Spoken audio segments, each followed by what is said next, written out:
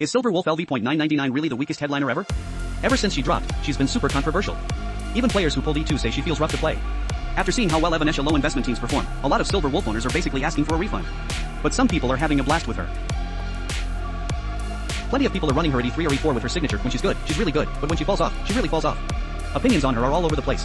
But compared to all the heavily marketed headline characters Honkai Star Rail has rolled out over the years, Silver Wolf's reception after launch has been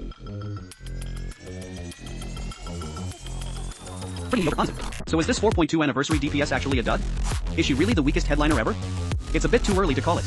The reason she's in this rough spot right now comes down to two main factors. The first is on the player side, the subjective stuff. With the same setup.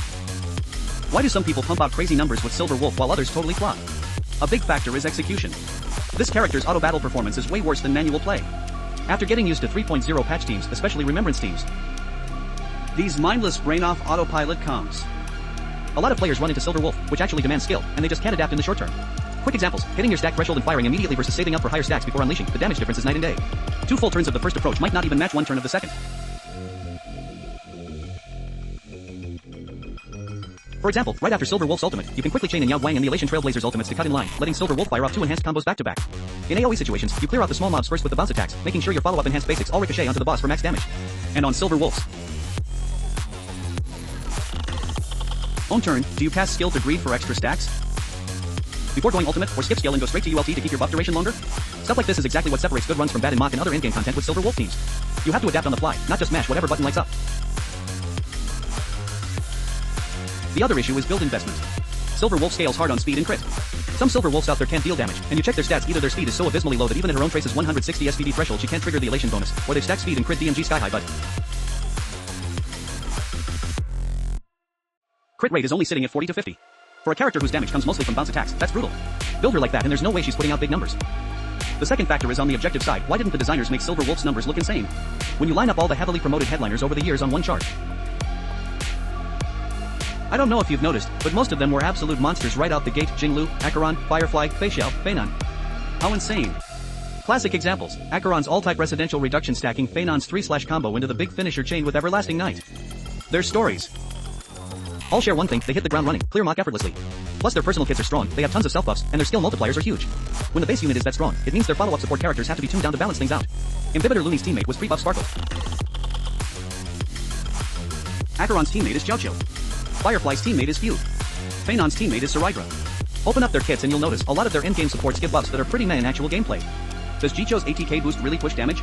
Does Saraydra's crit rate and crit DMG actually carry? So it ends up turning off a lot of players who prefer flexible, versatile units. And the banner revenue ends up being just average. The one exception was Castorice.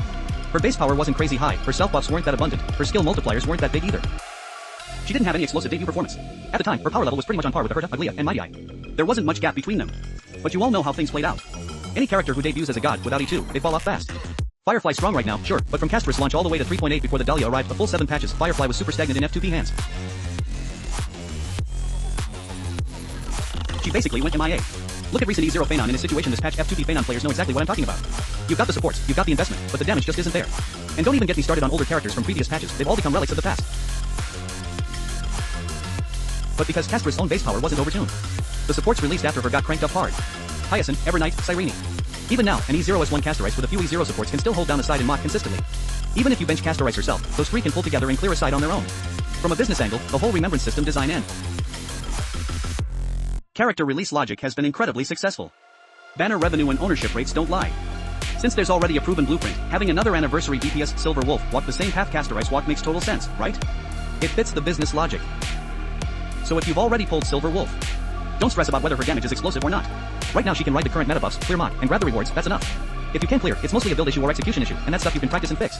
Just be patient and wait for her strong follow-up support teammates to roll out.